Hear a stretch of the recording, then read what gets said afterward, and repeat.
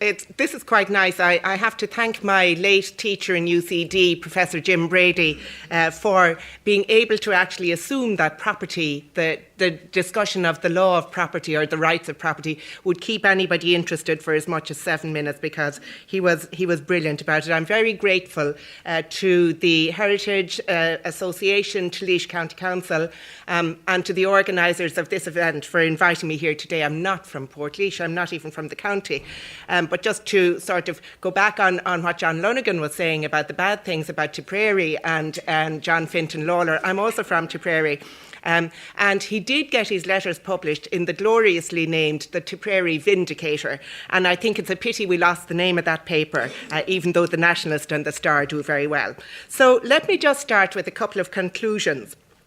And one of my conclusions is that, in fact, the duties of property are very limited in comparison to its rights. And the duties of property owners tend to be owed to the few rather than to the many. And that ultimately that's for us. We are the people who have conceded that this is the case. And linking it back into James Fintan Lalor, and his time and the time of the Young Irelanders, and I think it's probably a good theme to pull up when you're trying to sort of link that time to now.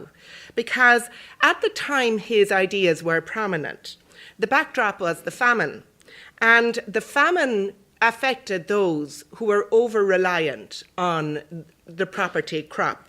It affected the dispossessed and the barely possessed. And it caused a sudden, sharp decrease in living standards, something which is very akin to what happened in our own Great Recession, which we have been struggling through over the last number of years. And I think his phrase, the soil of Ireland for the people of Ireland, which is kind of the mantra that I've been thinking about, is not just about having the land of Ireland, because it seems he wasn't just a nationalist as such, it was about security. And if I were to write a book, which I can't do, I can't even get through my day's work, and writing this paper was enough, but if I was to write a book about the Great Recession, I'd call it the FUD factor. Because to my mind, working in an organisation like FLAC, where over 25,000 people a year contact us through centres run in citizens' information centres around the country, through our phone line and through our work on people who are over-indebted and in need of consumer credit. From everything I have come to in myself, I think the real problem has not been lack of money for people. The real problem has been the lack of security that people have really suffered through in this recession, which has caused them fear, anxiety and doubt. The FUD factor, which I first heard of in relation to, you know, when you get a new computer and someone says you need 10 firewalls and 50 something or other to stop viruses. The FUD factor in this has been very real, and it has affected the dispossessed and the barely possessed. In our organisation, we believe that everyone should have equal access to justice, and that justice is not limited to access to the courts. So I'm going to just run through just a few points. First of all, I think that private property, its rights and its duties, is actually a matter of public policy. The right, as Sean said, to private property is entrenched in our constitution, but how it's manifested is subject to public policy. So, for instance, when the recession hit, some weaknesses in our property ownership regime became obvious, and I'm not just talking about land property, I'm talking about money as well. So at that time, our banks required a large injection from public finances, that's us, the people of Ireland, in order to, I suppose, A, save their skins, and B, save the deposits of people who had entrusted them with that money. At the same time, there was a sudden and sharp closing of a credit gate allied to the collapse in the construction and property boom, which meant that a lot of people who had previously survived on generous wages and regular switching of credit were suddenly hopelessly over-indebted. Therefore, we had a whole group of people, banks, homeowners, investors, all unable to cope, and the various rights and the balancing of their rights came into view. So what the state did that's all of us, on foot of an agreement with the Troika was to give greater priority to the property rights of the banks over those of homeowners and investors. And like a lot of those investors were just small people who were trying to create pensions into the future. So banks were given targets to resolve their mortgage arrears, either through restructuring of the debt or through repossession. At the same time, only the most limited financial and legal assistance was made available to people to help them to understand how to deal with lenders with the lightest possible regulation. The lender was to have a free hand in whether to offer, to restructure or to call in their debt, and that remains the case today. This is even the case in insolvency. Someone hopelessly over-indebted can't pay their debt. Whether they get an insolvency or not depends on whether their main creditors agree to it. And because so much property debt was, so much of our debt is property debt, then in fact that's very often our lenders having a free hand. So this is despite the case that if people borrowed on unreasonable premises, taken out too much money which they couldn't hope to pay back, lenders were equally reckless in giving it, but the balancing and the fixing of it balances in favour of lenders. If you look at the rights and duties of property owners,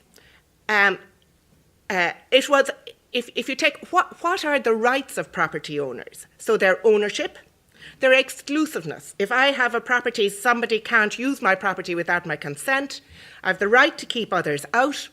I have the right to use the property as I wish and not be prevented from using it, and I have the right to transfer it. What duties come with that then? So the duties, that's my 7 minutes up, so now I know. I have another 3. You only gave yourself 5 minutes. I didn't know that would loudly speak, but however, it's good. Okay, good. So the duties that come with that, and the duties don't really relate to the property owner, but to others.